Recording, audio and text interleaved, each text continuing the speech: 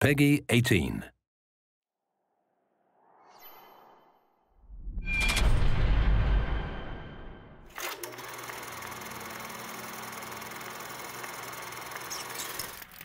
When you think about BioShock Infinite's characters, in BioShock 1, I think the biggest character in the world was actually the world of Rapture. And I think with Infinite, we're continuing that tradition as well, that there's a lot of narrative told in the world, and very much probably on the same scale as there was with BioShock 1. But we also saw an opportunity to bring the dynamic element of storytelling to the characters.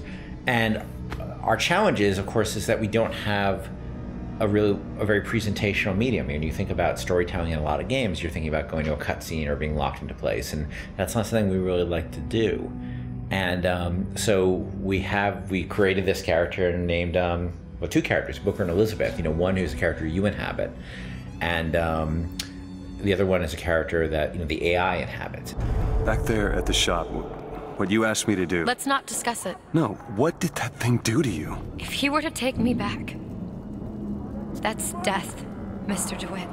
Or something so like it, I cannot tell the difference. Booker is, I think you're going to see him be multidimensional throughout the game. Starts off very, very simple, and if you know history at all, he's a former Pinkerton agent, which those were bad guys. Bad guys feared the Pinkertons. And the fact that he was kicked out of the Pinkerton agency should kind of give you a little bit of insight into what kind of guy he is. He's seen a lot. He's done a lot. He's got a lot to make penance for. And when he's presented this opportunity, which at first is just a job to him, of getting Elisabeth out of her gilded cage and taking her from point A to point B, that's where I think his journey starts, not just in a literal sense, but more of a metaphorical sense as well. Looks as if some desperate fella called this place home. What does that make us?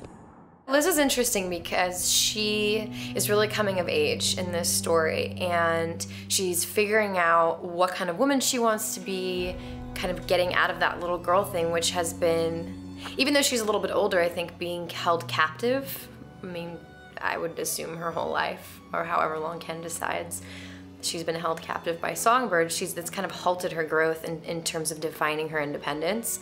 So she's figuring that out, and she's very sweet, very compassionate, and also very headstrong, which I like that about her. He's in pain. Not for long. I need you to step back. Wait, there's a tear. See, right here. Elisabeth, it's just an animal. I can control it this time. It is too powerful. You won't be able to stop it. I wasn't asking for permission. In terms of what I look for in a voice actor, I look for somebody who can inhabit the role. And sometimes they'll bring something to the role that I had no idea, and I'll change the role.